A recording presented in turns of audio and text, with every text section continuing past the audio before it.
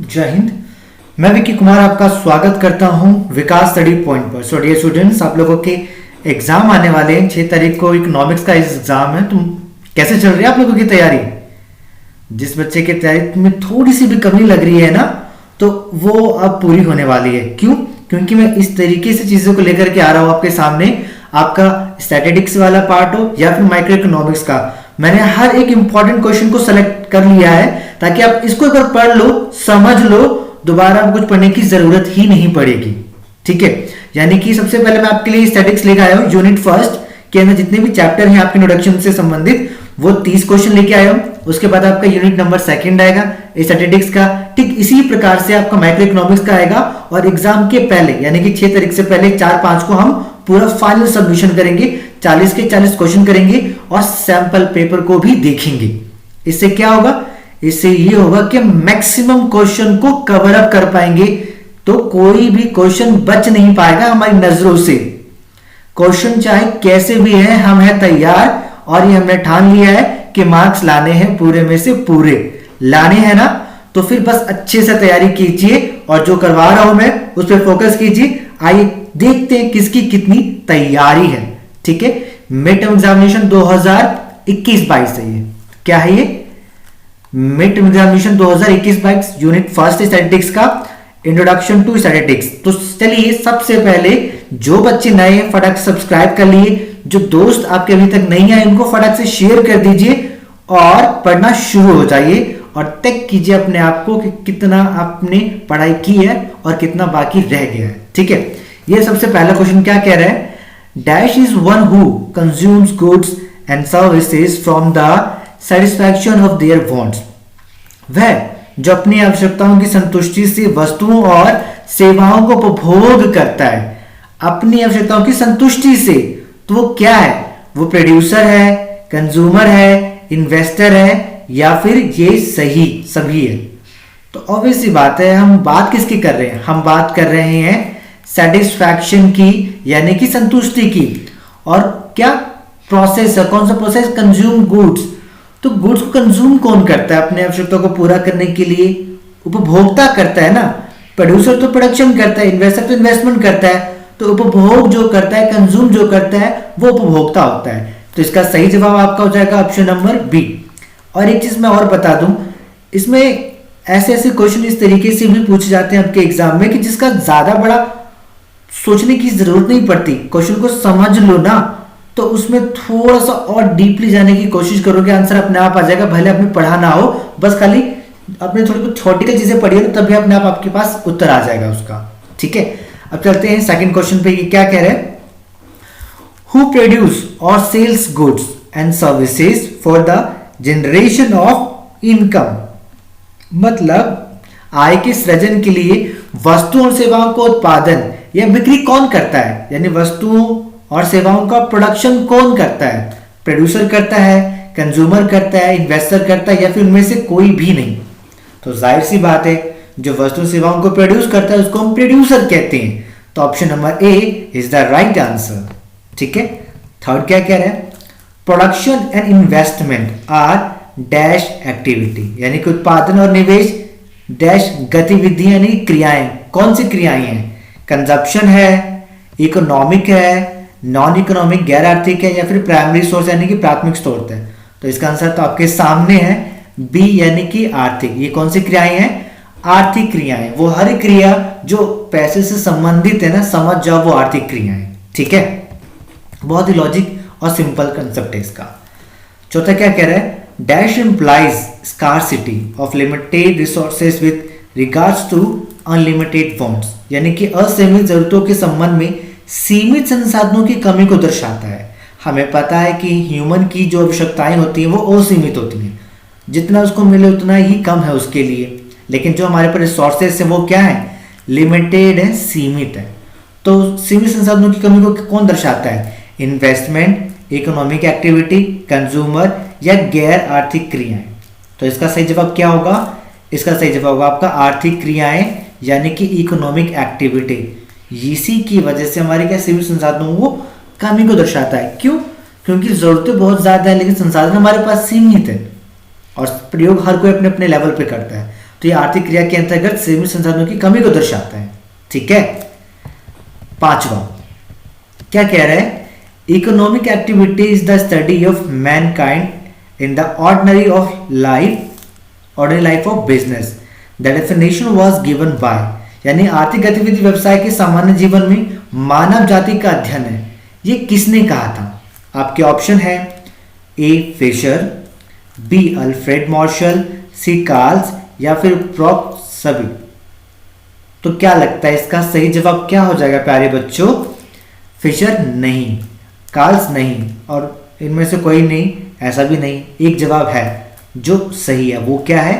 Alfred Marshall. यानी कि Alfred Marshall ने ही ये कहा था कि आर्थिक गतिविधि व्यवसाय के सामान्य जीवन में मानव जाति का अध्ययन है। हमारी जो इकोनॉमिक एक्टिविटी, जो हर एक व्यक्ति पैसे से संबंधित क्रियाएं करता है अपने जीवन जीने के लिए, वो मानव जाति का एक अध्ययन है कि मानव किस प्रकार से वो क्रियाएं करता है। और ये कही किसने थी? अल्फ्रेड मार्शल ने कही थी। हम ये चीज को कभी नहीं पढ़ते, हम केवल इतना पढ़ लेते हैं कि केंद्रीय समस्याएं क्या होती है, सांख्यिकी क्या होती है, लेकिन इसको बताने वाला वो व्यक्ति कौन था, किसने ये सारी चीजें लाई, हम इस पर ज्यादा गौर नहीं करते।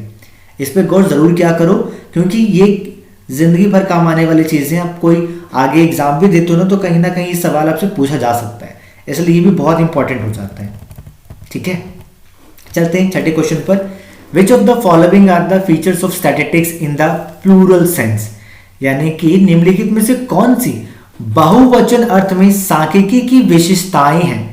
बहुवचन अर्थ में सांख्यिकी विशेषताएं के बारे में पूछ रहा है। आपके ऑप्शन है it is a aggregate of fact, ये तथ्यों का एक समुच्चय है। स्टैटिस्टिक्स इज न्यूमेरिकली एक्सप्रेस, सांख्यिकी संख्यात्मक रूप से व्यक्त की जाती है।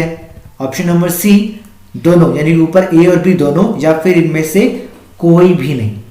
तो इसका सही जवाब है ए और बी दोनों, यानी कि तथ्यों का समुच्चय भी है और सांख्यिकी संख्यात्मक रूप से व्यक्त की जाती है, न्यूमेरिकली एक्सप्रेस की जाती है। और ये डेफिनेशन प्लूरल सेंस में कहा जाता है सांख्यिकी के अंदर। ठीक है, तो छठे का सी ऑप्शन हमारा सही जवाब है। सातवां, विच of the following is not one of the limitation of statistics, यानी हमारे सांख्यिकी की इनमें से कौन सी सीमाएं नहीं है? आंकड़ों का प्रस्तुतिकरण, बी विषम आंकड़ों की आवश्यकता है, सी केवल सांख्यिकी अध्ययन समुच्चय यानी कि स्टैटिस्टिक्स स्टडी एग्रीगेट्स ओनली, या फिर D statistics study numerical value only, यानी सांख्यिकी केवल संख्यात्मक मान का अध्ययन करती है। तो हमें यह बताना है कि सांख्यिकी की सीमाएं कौन सी नहीं है, इसमें से लिमिटेशन स्टैटिस्टिक्स क्या नहीं है।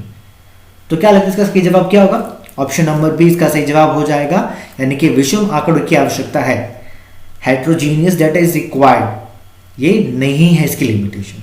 ठीक है, चलते हैं आठवें प्रश्न पर। आठवां कह रहा statistics alludes to data as far as number or mathematical information like populous measurement, business statistics and so on, यानी जी सांख्यिकी आंकड़े को संख्याओं का गणितीय जानकारी जैसे कि जनसंख्या का माप, व्यावसायिक सांख्यिकी आदि के रूप में संदर्भित करती है, यानी कि बताया जाता है।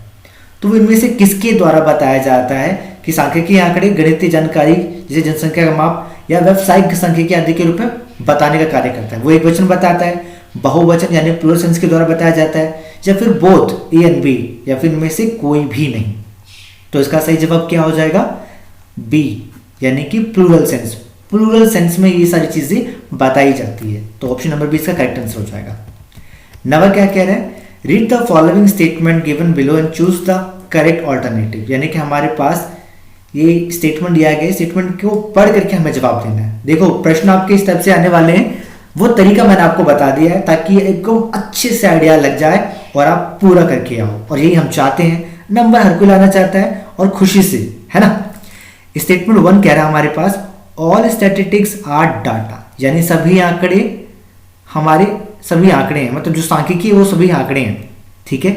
स्टेटमेंट 2 कह रहा है all data are not statistics, सभी आंकड़े हमारे सांख्यिकी नहीं है। पहला कह रहा है कि सभी आंकड़े सांख्यिकी है, दूसरा कह रहा है सभी आंकड़े सांख्यिकी नहीं है। अब इसके ऑप्शन सुनते हैं। बोथ आर करेक्ट, क्या दोनों सही हैं?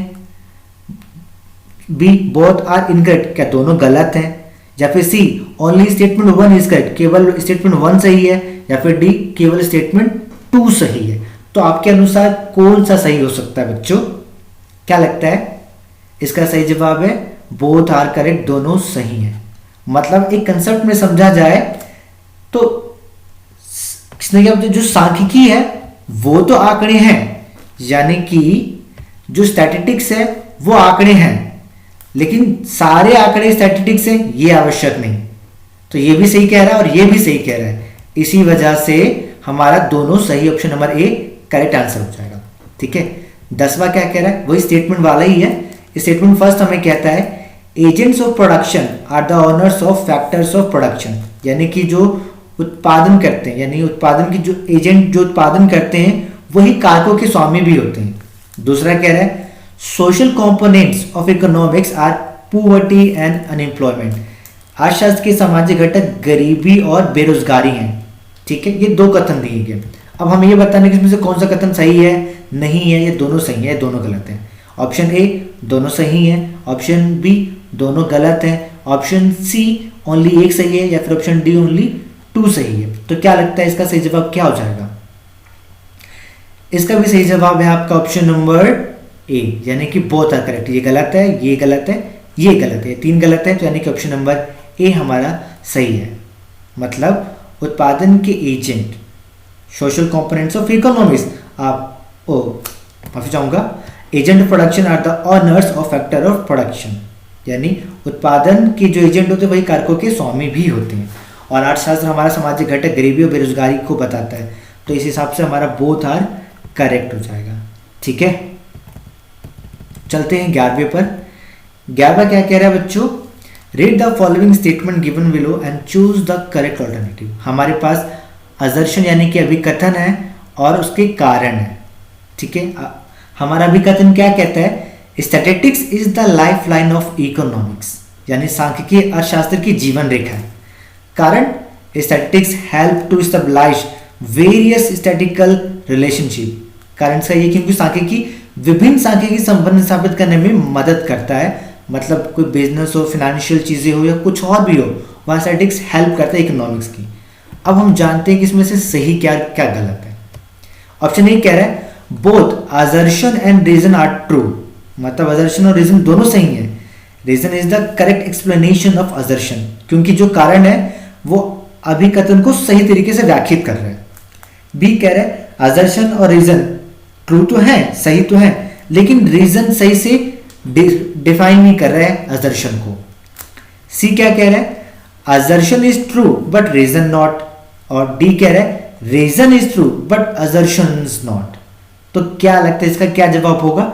सही जवाब है इसका ऑप्शन नंबर ए, यानी कि असर्शन भी हमारा सही है और कारण भी, और जो कारण है ना रीजन, वो असर्शन को सही तरीके से डिफाइन कर रहा है। देखो इसको, सांख्यिकी अर्थशास्त्र की जीवन रेखा है। अब ये अभिकथन हो गया, लेकिन कारण क्यों है जीवन रेखा? क्योंकि सांख्यिकी विभिन्न संख्याओं संबंध स्थापित करने में मदद करता है उसकी, इस वजह से दोनों सही है। तो option number A correct answer हो जाएगा। 12वां, read the following statement given below and choose the correct answer. Assertion A, distrust on statistics cannot be removed and is inevitable. Reason, statistics is clay which we can use to make a god or devil as we wish. मतलब आंकड़ों पर अविश्वास को हटाया नहीं जा सकता और ये अपरिहार्य है। और कारण क्या? क्योंकि सांख्यिकी मिट्टी है जिसका प्रयोग हम भगवान या शैतान दोनों बनाने के लिए कर सकते हैं। तो ये बात तो सही है, सांख्यिकी का यूज हम सही चीज़ों के लिए भी कर सकते हैं और गलत चीज़ों के लिए भी कर सकते हैं। तो ऑप्शन हमारे पास बिल्कुल पहले वाले की तरह है कि हमारा असर्शन रीजन दोनों सही है और रीजन असर्शन को सही तरीके से डिफाइन कर रहा है। हमारा असर्शन रीजन दोनों सही तो है लेकिन रीजन डिफाइन नहीं कर पा रहा। हमारा असर्शन ठीक है लेकिन रीजन नहीं, हमारा रीजन ठीक है लेकिन असर्शन नहीं। तो इसका क्या जवाब होगा? इसका सही जवाब है आपका ऑप्शन नंबर डी, यानी कि रीजन तो ठीक है कि सांख्यिकी का इस्तेमाल हम सही या गलत में कर सकते हैं, लेकिन असर्शन गलत है, वो सही से डिफाइन नहीं कर रहा उस चीज को। ठीक है, तो ऑप्शन नंबर डी आपका सही जवाब हो जाएगा। ठीक है बच्चों, चलते हैं 13वें पे। 13वें में क्या मैच करना है आपको? Choose the correctly match pair from the following. Column A कह रहा है collection, organisation, presentation, analysis and interpretation of data. ये कौन करता है? आपको ये बताना है, ये है क्या, ये चीज बताने की कोशिश कर रहा है। कॉलम बी से हमें मैच करना है। बी कह रहे हैं use of standard techniques for statistical study. C कह रहा है biases in collecting data. D कह रहा है एप्लीकेशन बाय एक्सपोर्ट्स।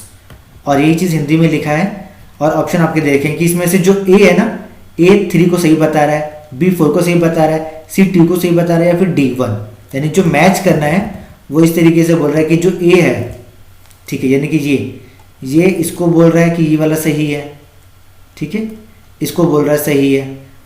और इसी तरीके से क्या बोला इसने, B का 4 बोला है, ठीक है, B यानी जिसका इसने ये वाला बताया है, और C का 2 और D का 1 यानी कि C का ये और D का ये वाला बताया है। तो अब आपको बताना इसमें सही क्या है। तो जो कलेक्शन ऑर्गेनाइजेशन प्रेजेंटेशन है ये क्या स्टैटिकल टूल है, बिल्कुल सही बात है, स्टैटिकल टूल तो लग ही रहे हैं भाई, है ना, लग रहे हैं। बी कह रहे हैं use of standard techniques for statistical study, ये क्या है, ये बता रहा है डिस्ट्रस्ट इन स्टैटिस्टिक्स, अविश्वास को। तो भैया इस चीज को अगर हम समझें और हमने पढ़ रखा है तो हमें ये समझ में आ रहा है कि इनमें से केवल एक ही सही है जिसका सही मैच किया गया है। वो क्या है, वो है ऑप्शन नंबर डी यानी कि D1। D1 कैसे, डी क्या है, विशेषज्ञों द्वारा आवेदन और इसको मिलाया गया 1 से, यानी जो एक्सपर्ट्स हैं उनके द्वारा आवेदन। तो ऑब्वियस सी बात है जो एक्सपर्ट है लोग सांख्यिकी को एप्लीकेट करेंगे तो उससे क्या होगा, उससे ये होगा कि लोगों के अंदर जो अविश्वास है, डिस्ट्रस्ट, उसको रिमूव किया जा सकता है। क्योंकि जब लोगों को पता हो कि जो डाटा तैयार किए गए हैं ना एक्सपर्ट्स के द्वारा तैयार किए गए जिनको बहुत अच्छी नॉलेज है, तो वहां पर अविश्वास हटाया जा सकता है, लोग आसानी से उस पर बिलीव कर लेते हैं। जैसे कि हम न्यूज़ में देखते नहीं है, न्यूज़ में बहुत सारी चीज़ों का आंकड़े दिखाते हैं कि आज दिल्ली में इतनी बारिश हुई या फिर इतने एरिया में इतने पॉल्यूशन लेवल है, तो विश्वास क्यों कर लेते हैं, क्योंकि वो चीज़ें एक एक्सपर्ट के द्वारा तैयार की गई होती हैं, ठीक है ना।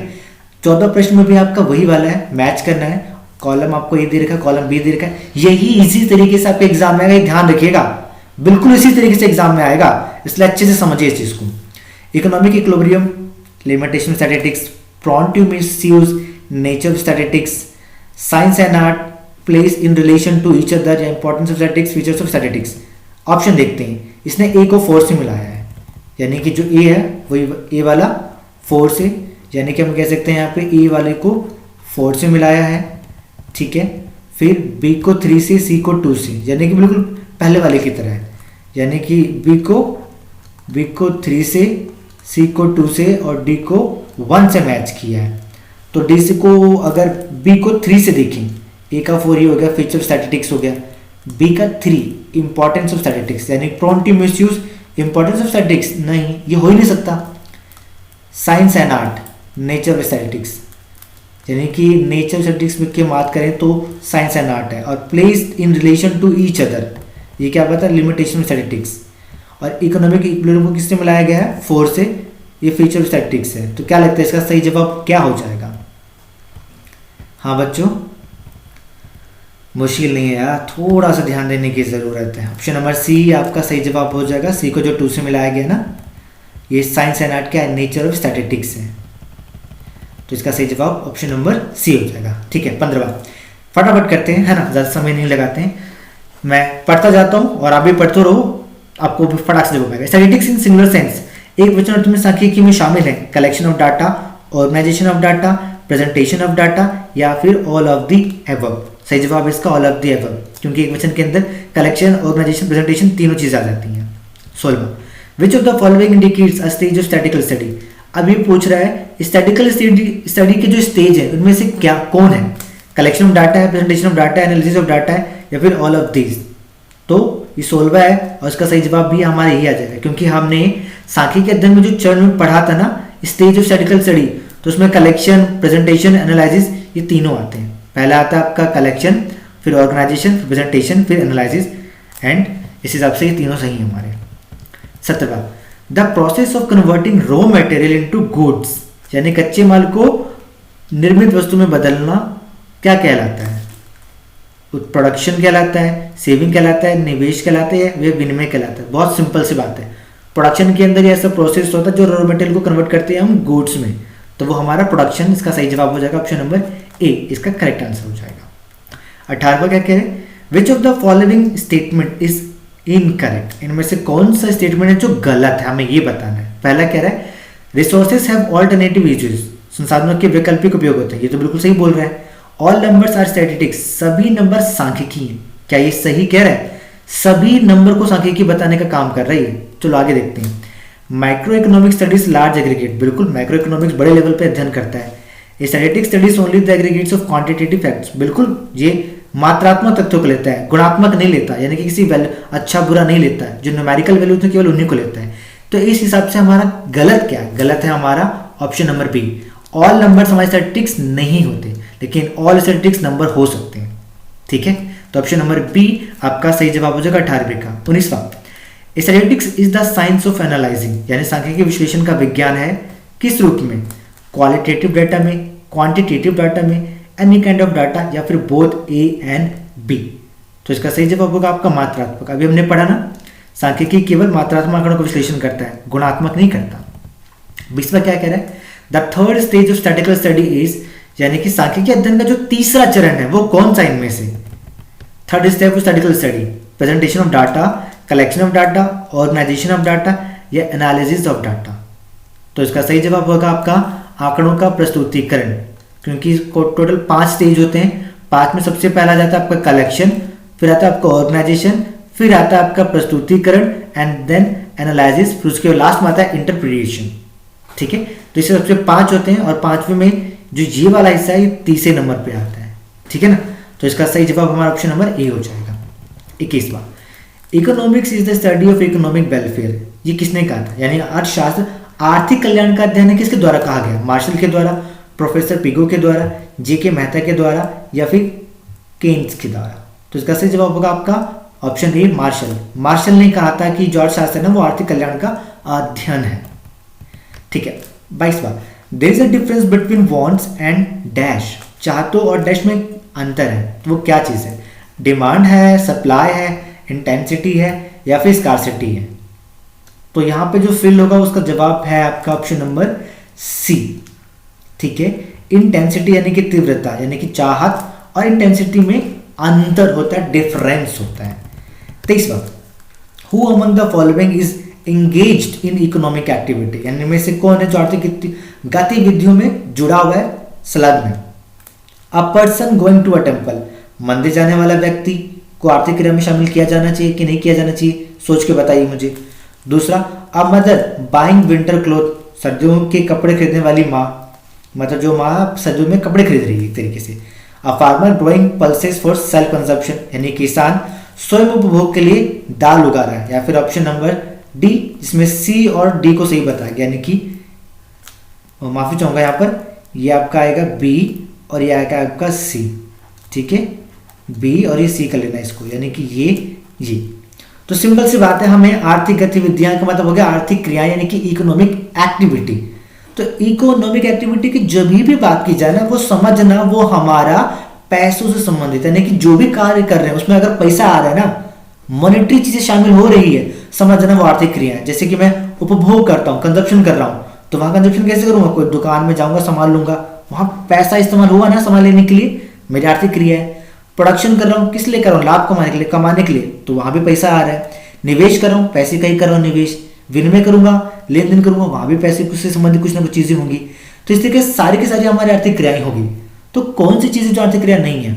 अ पर्सन गोइंग टू टेम्पल, यानी कि वो बंदा जो मंदिर जा रहा है। भाई तो मंदिर किस लिए जा रहा है? पैसा कमाने के लिए जा नहीं रहा, पूजा अर्चना करने के लिए जा रहा है। तो ये तो बिल्कुल नहीं होगा, लेकिन ये होगा क्योंकि सर्दियों में जो माँ कपड़े खरीद रही है तो कंजप्शन कर रही है ना, तो इसलिए ये शामिल होगा। इसी तरीके से एक फार्मर जो दाल उगा रहा है अपने लिए, भले ही कमाई नहीं कर रहा उसका, लेकिन हम फिर भी इसको आर्थिक क्रिया में शामिल करेंगे। क्यों? क्योंकि इसके द्वारा जितनी भी दालें उगाएगी ये ना, उसका जो मूल्य है ना, उस मूल्य को जीडीपी में शामिल किया जाता है। ये ध्यान रखना। भले ही आप अपने घर में रह रहे हो, उसका किराया आप नहीं देते, लेकिन बाजार में जो मार्केट में उसकी वैल्यू होती है ना किराए के रूप में, उस किराए को जीडीपी में शामिल किया जाता है। वैसे इस बंदे ने अपने लिए उगाया दालें, बेचने के पर्पज से नहीं, बट फिर भी क्योंकि क्रियाएं के रूप में है और जीडीपी में शामिल होती है, तो ऑप्शन नंबर डी आपका सही जवाब हो जाएगा। ठीक है, चलते हैं 24वें पर।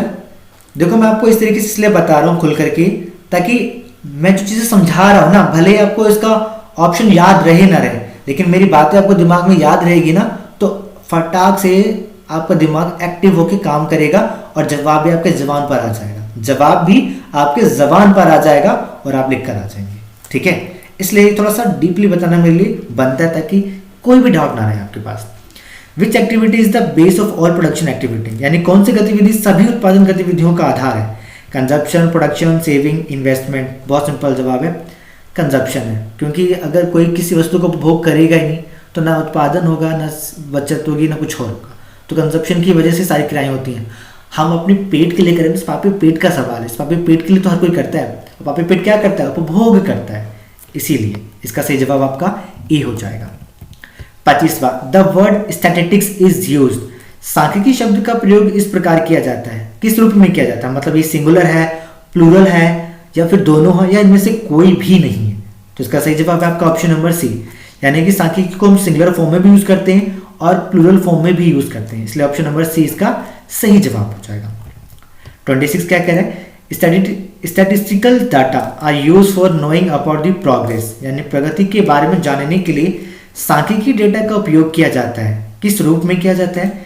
टेक्निक ऑफ प्रोडक्शन, उत्पादन की तकनीक, volume of production, import and exports, या ऑल ऑफ द अबव। तो इसका सही जवाब हो जाएगा आपका ऑल ऑफ द अबव, यानी कि उपरोक्त सभी। क्यों? क्योंकि स्टैटिस्टिक्स का यूज हम प्रोडक्शन में भी करते हैं कि कितना प्रोग्रेस हो रहा है प्रोडक्शन का, ठीक है। टेक्निक, वॉल्यूम, कितना उत्पादन की मात्रा हुई, कितना इंपोर्ट हुआ, एक्सपोर्ट हुआ, तो इन तीनों चीजों में स्टैटिस्टिक्स का यूज हुआ है, क्योंकि वो डाटा हमें शो करता है ना, इसलिए तीनों के तीनों हमारे सही जवाब है, इसलिए ऑप्शन नंबर डी इसको सही से बताता है। ठीक है, 27वां क्वेश्चन बहुत इंटरेस्टिंग है। Anupam, Anupam is employed in पीडब्ल्यूसी मल्टीनेशनल कंपनी। पीडब्ल्यूसी सीए फॉर्म है, ठीक है, जो बिग फॉर्च्यून कंपनियों में आती है। तो मल्टीनेशनल कंपनी में वहां पे क्या है? चीफ ऑडिटर है। अब चीफ ऑडिटर, लेकिन वो है क्या ये बताना है। वो एक प्रोड्यूसर है वहां पर, कंज्यूमर है वहां पर, सर्विस होल्डर है वहां पर, या फिर सर्विस प्रोवाइडर है। तो ऑब्वियस सी बात है ये इनकी अपनी कंपनी नहीं है ना, ये लोगों को सर्व करने का काम करें। वो उस कंपनी में अपनी मतलब सर्विसेज दे रहे हैं, लेकिन बदले में उनको मेहनताना मिल रहा है, तो वहां पर वो एक सर्विस होल्डर है, सेवा धारक है। तो ऑप्शन नंबर सी इसका सही जवाब हो जाएगा। ठीक है, फटाक से बस 3 क्वेश्चन और बचे हैं। स्टैटिस्टिक्स कॉम्प्लेक्स डाटा, यानी सांख्यिकी जटिल डाटा को क्या करता है? सिंप्लीफाई करता है, रेक्टिफाई करता है, प्रेजेंट करता है, या फिर सॉल्व करता है। तो इसका सही जवाब देखो, सॉल्व हल करता है, हल तो करता है लेकिन हल से पहले उसको सरल करता है, तब जाके वो हल होता है। तो इस हिसाब से इसका सही जवाब आपका ऑप्शन नंबर ए हो जाएगा, सिंप्लीफाइज यानी कि सरल करना।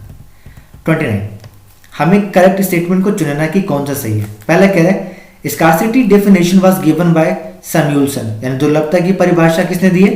सैमुअल्सन ने दी है। क्या ये सही है? दूसरा, production is an economic activity, उत्पादन एक आर्थिक गतिविधि है। ये तो बिल्कुल सही है, तो हमने सभी ने पढ़ रखा, ये तो ठीक है भाई। According to Adam Smith, economic is the science of wealth. क्या ये ठीक है? या फिर option D both B and C, यानी कि बी एंड सी ये सही है। तो बहुत सिंपल सी बात है, आपका ये भी ठीक है और आपका ये भी ठीक है, तो इस सबसे बी और सी दोनों ठीक है, तो ऑप्शन नंबर डी सही जवाब है। लेकिन फिर ये सैमुअल्सन नहीं दी तो किसने दिया? तो ये दिया था रॉबिन ने। ठीक है, किसने दिया था? रॉबिन ने बताया था कि दुर्लभता की परिभाषा मतलब दुर्लभता क्या है, स्कार्सिटी क्या है, वो डेफिनेशन रॉबिन ने दी थी। ठीक है, जो इकोनॉमिक्स थे। आखिरी प्रश्न और हमारा खत्म हो जाएगा। The process of buying goods by consumer to satisfy their various need is, यानी उपभोक्ताओं द्वारा जो अपनी विभिन्न आवश्यकताओं को पूरा करने के लिए सामान खरीदने की प्रक्रिया है, वो किस लिए है? सेटिस्फैक्शन के लिए, यूटिलिटी, कंजप्शन, या फिर प्रोडक्शन। तो पूछ क्या रहा है? ये प्रोसेस के बारे में पूछ रहा है ना। तो वो प्रोसेस कौन सा है जिसकी वजह से कंज्यूमर गुड्स को परचेज करता है, मतलब कंज्यूम करता है और सेटिस्फाई होता है, अलग अलग नीड्स को फुलफिल करता है। तो सेटिस्फैक्शन नहीं है, यूटिलिटी भी नहीं है, क्योंकि सेटिस्फैक्शन क्या है? सेटिस्फैक्शन तब होता है ना भाई जब हम उसको यूज कर लेते हैं, है ना, प्रोडक्ट को यूज कर लेते हैं। फिर यूज करने के बाद हमें क्या मिलती है? सेटिस्फैक्शन मिलती है, या फिर कह लो यूटिलिटी मिलती है। प्रोडक्शन तो आएगा नहीं, तो फिर बचा क्या? बचा हमारा कंजप्शन, यानी कंजप्शन क्या है? एक प्रोसेस है जिसके द्वारा हम अपनी आवश्यकताओं को पूरा करने के लिए गुड्स को खरीदते हैं। तो ऑप्शन नंबर सी इसका सही जवाब हो जाएगा। तो इस तरीके से बच्चों किसने 30/30 लेकर आया?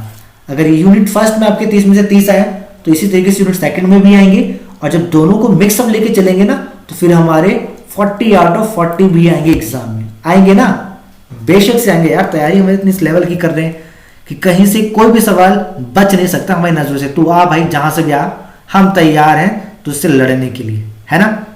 तो इस प्रकार से हमारा ये क्वेश्चंस कंप्लीट होता हुआ, मुझे उम्मीद है डियर स्टूडेंट्स कि सांख्यिकी का आपका यूनिट फर्स्ट के अंदर जो मैंने 30 क्वेश्चन लिए थे उसमें से काफी बच्चों ने सही किया होगा, और जिसने नहीं किया होगा उनको पता चल गया होगा कि अब इसको कैसे सही करना है अगर एग्जाम में आ जाता है तो। अगर आपको सेशन पसंद आया लाइक करें, नए हैं तो सब्सक्राइब करें और शेयर करना ना भूलें। आपके दोस्तों को भी इसकी बहुत ज़रूरत है। आपके दोस्त को अगर आप हेल्प करोगे तो उसे भी अच्छा लगेगा कि मेरे दोस्त ने अपने दोस्ती का फर्ज निभाया, है ना। सो ऐसे पढ़िए, मुस्कुराइए, and all the best for your exam. And I know सभी कोई 40 आउट ऑफ 40 लेकर ही आएंगे, है ना। ठीक है, thank you so much dear students.